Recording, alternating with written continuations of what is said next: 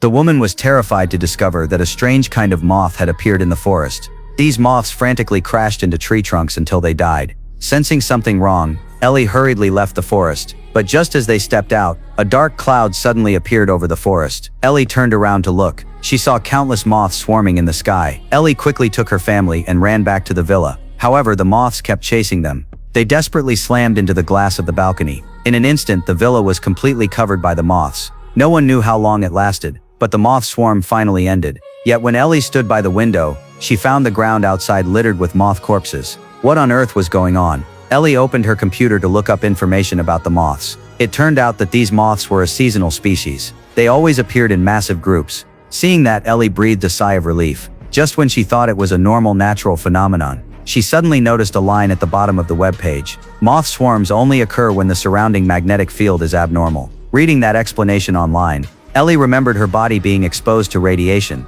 Could it be that her body's radiation had caused the moth swarm? A few days earlier, Ellie had been found in a damaged re-entry capsule. The space agency had rushed her to a hospital for treatment, but as soon as Ellie woke up, she witnessed something bizarre. A ballpoint pen on the nurse's desk was floating in midair. Ellie thought she was hallucinating, but when she looked closer, the pen was truly levitating. She didn't think much of it at the time, but remembering today's strange moth swarm, Ellie became deeply alarmed. She rushed into the bathroom and took off her clothes. She examined the wound on her back.